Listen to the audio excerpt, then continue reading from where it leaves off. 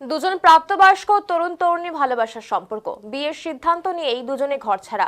আর সেটাই মেনে নিতে পারেনি ওই তরুণীর তৃণমূল নেতা বাবা।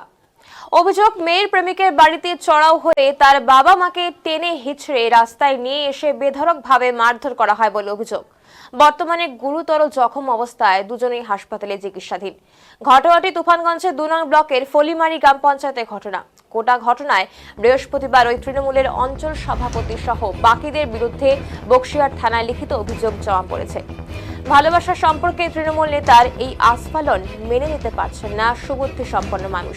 বিষয়টি নিয়ে ইতিমধ্যেই তোপ দেখেছে বিজেপি। তারা ইতিপূর্বে উচ্চ পর্যায়ে তদন্তের দাবি জানিয়েছে। অভিযোগ যে ফলিমারি অঞ্চলের তৃণমূল সভাপতি গোকুল সাহার এহেন দাদাগিরিতে ক্ষোভে ফুঁসছেন এলাকার মানুষজন।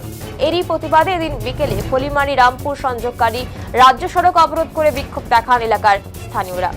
যদিও এলাকায় গোকুল সাহা তিনি জানিয়েছেন, আমি শুধু ওনাদের মাধ্যমে মেয়ের সাথে কথা বলতে চেয়েছিলাম, মারধরে কোনো ঘটনা ঘটেনি। আমার বিরুদ্ধে মিথ্যে অভিযোগ এনে আমাকে ফাঁসানোর চেষ্টা করা হচ্ছে বলে জানিয়েছেন তিনি।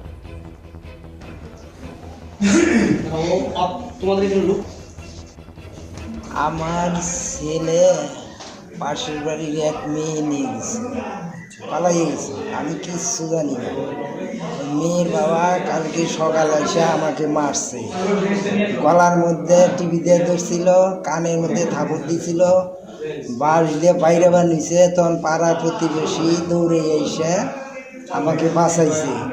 তারপর আমি নেতাদের জানাইছি, নেতারা কইছে তোমার চিন্তা নাই, আর যাবে না। তার সত্ত্বেও আজকে আবার আমি শুয়ে রয়েছি। কালকে আর কিচ্ছু খাই নাই। আজকে আমার স্ত্রী রান্না করতেছে, আমি শুয়ে রয়েছি। খাওয়া দাওয়া করে ছেলেকে খুঁজতে যাব। এর মধ্যেই মেয়ের বাবা গোকুল সাহা, মেয়ের কাকা মুকুল সাহা, আর মেয়ের ওই বাবা গোকুল সাহা, মেয়ের বাবা গোকুল সাহা, মেয়ের কাকা মুকুল সাহা, আর হলো মনোজ সাহা আর গোকুল সাহার স্ত্রী। 4 জন আমার বাড়িতে ঢুইকা গোকুল সাহার স্ত্রী আমার স্ত্রীকে চুলে ধইরা রান্নাঘর থেকে বাইর করছে। আর আমাকে গোকুল সাহা বাঁশ দিয়ে বাইরেছে, মাঞ্জার মধ্যে দিছে 2টা বাড়ি, ঠ্যাঙ্গের মধ্যে দিছে, ঠ্যাং ভাঙে গেছে মনে হইতেছে। আর ওর ছোট ভাই মুকুল এক ঠ্যাঙ্গে ধইরা ঘরের থানে বাইরে বাইর করছে টাইনা। আমার গেঞ্জি টেঞ্জি ছিঁড়া গেছে, আমার খুব খারাপ লাগতেছে। হচ্ছে আমরা জানতে পারলাম যে তাপস সাহা ও সেও সাবালক, আর এক বুথ অঞ্চল সভাপতির মেয়ে গোকুল সাহার মেয়ে সেও সাবালিকা, কিন্তু তারা প্রেম সূত্রে পালিয়ে যায়। কিন্তু পালিয়ে যাওয়ার পরে গোকুল সাহা যেভাবে অত্যাচার করে তাদের উপরে, এবং দা শাবল এই সমস্ত নিয়ে তাদের বাড়িতে অ্যাটাক করে, এবং জিতেন্দ্র মোহন সাহাকে খুব শোচনীয়ভাবে তাকে মেরে তার পা ফাটিয়ে দেয়। তারপর যারা এলাকার লোক ছিল, সেই এলাকার লোকের সহযোগিতায় তাকে আমরা চিকিৎসা করে পাঠাতে পারি রামপুরে। সেখানে এতটাই গুরুতর ছিল যে তাকে সেখানে রাখেনি, সেখান থেকে এমজেএন এবং আলিপুরদুয়ার যে ডিস্ট্রিক্ট হসপিটাল সেখানে ট্রান্সফার করে। তিনি সেখানে এখনও চিকিৎসাধীন। আমরা এফআইআর করে আসার পরেও এখন পর্যন্ত এখানে কোনো পুলিশ আসেনি, তদন্ত করতে আসেনি, কোনো রকম পুলিশ পদক্ষেপ নিচ্ছে না। আমরা চাচ্ছি যে অতি দ্রুত পুলিশ তদন্ত করে এর বিরুদ্ধে ব্যবস্থা নিক।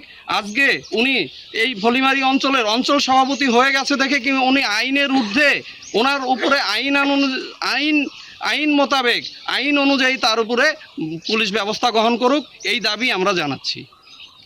আপনাদের এই পথ অবরোধ আমাদের চলবে এই অবরোধ যতক্ষণ না পর্যন্ত আমরা আশ্বাস পাচ্ছি যে তার পুলিশ বিভিন্নভাবে ব্যবস্থা নেবে, কঠোর ব্যবস্থা নেবে এবং তদন্ত ভালো করে করে দোষীদের গ্রেপ্তার করছে, ততক্ষণ আমাদের এই অবরোধ চলবে। আমরা ওই জায়গায় রাস্তায় ছিলাম, ওই জায়গায় থাকার পর দেখি মুকুল শাহ, মনোজ শাহ, ওদের বাড়ি বোনের জামাইটা বোন, ওদের বাড়ি যতগুলো লোক ছিল 10-12টা লোক ছিল, 10-12টা লোকই ওদের ওই জায়গায় আসতেছিল। দেখে আমরা বলছি কি ওই জায়গায় হয়তো কোনো বকা ঠকা দিবে বা কিছু করবে, এটা ভাবছি আমরা। ভাবার পর ওই জায়গায় গেছি, যাওয়ার পরে দেখি যে উনি লোহার রড বা লাঠি ঠাঙ্গা সব কিছু নিয়ে আসলো, নিয়ে আসার পর একজনে দেখাই দিল যে ওর ভাই বললো যে কোন জায়গায় কোন ঘরে আছে। আগে গিয়ে দেখি যে কাকিকে ঘর থেকে টানিয়ে ছেঁচড়ে বের করে নিয়ে আসলো, নিয়ে আসার পর 2-4 চর থাবত দিল, দেওয়ার পর মারার পর ওই জায়গায় থেকে যখন দেখাইয়ে দিল ওরা যে কোন জায়গায় আছে কাকা, ডাকতেছে জিতু শাহ কোথায় কোথায়, ওরা বললো যে এই ঘরে আছে, দেখাই দিল। উনি রড নিয়ে গিয়ে শুয়েছিল, রড নিয়ে গিয়ে ওই জায়গায় এলো, ইচ্ছে রকম পিটাইলো। উনি তো ইচ্ছে রকম চিল্লাচ্ছে, এই করছে। আমরা তো মহিলা মানুষ কিছু করতে পারি না, আমরা যেতগুলো এলো মহিলা ছিলাম ওই জায়গায়, ওই মহিলার জায়গায় যদি 2-1টা পুরুষ থাকতো ওদেরকে কীভাবে শিক্ষা দেওয়া লাগতো আমরা দিতে পারতাম। মহিলা মানুষ জন্যই আর আমরা কিছু নিয়ে যাইনি, এর জন্য আমরা শিক্ষা দিতে পারিনি ওদেরকে। আর তা সত্ত্বেও মারার পরেও মুকুল শাহ কী করলো, উনি বিছনার থেকে উঠতে পারছে না, চিকরাচ্ছে, এই করছে। মুকুল শাহ বিছনার থেকে উনি টেনে ছেঁচড়ে বিছনার থেকে নিয়ে আসলো, নিয়ে আসার পরে বাইরে ধিঙ্গরে ফেলে দিল। দেওয়ার পরে ওই জায়গায় তো চিল্লা হাল্লা, হয়তো কোমর টুমর হয়তো ভেঙে গেছে, পাওটা দেখলাম ওই জায়গায় ছেঁচে গেছে রড দিয়ে বেরোনোর পরে। তারপরে হলো সবাই গেছে, আমাদের চিল্লা হাল্লা শুনে সবাই গেছে, যাওয়ার পরে ওনাকে উদ্ধার করার চেষ্টা করছে। আমরা চিল্লা হাল্লা করার পরে আমার স্বামী ওই জায়গায় হলো শুনছে, চিল্লা হাল্লাগুলো শোনার পর গেছে। যাওয়ার পর উনি যখন ফিরেছিল ওনাদেরকে বলছিল যে এইভাবে কেউ কি মারে নাকি, আরও তো মানুষের পাড়ায় অনেক লোকজন মেয়ে আছে, সবাই তো এরকমই চলছে, সবাই তো পালিয়ে যায়, তাই কি কেউ কি মারার পারনে মারার চেষ্টা করে, এভাবে বলছে দেখে যে তোকেই দেখিয়ে ছাড়বো। লাঠি নিয়ে আসছে, নিয়ে এসে সবাই বলতেছে যা এখন নিয়ে কয়। আমার স্বামীকেও বলছে যে তোকেও দেখিয়ে ছাড়বো, তোকে ইচ্ছা রকম মারবো। তারপরে ওনারে মারতে পারে নাই, সবাই বাড়িতে পালিয়ে চলে গেছে। আজকে কি করলেন এখানে? এখানে আমরা পদ অবরোধ করেছি। কি চাচ্ছেন? আমরা ওনাদের শাস্তি চাই। মানে যারা দোষী?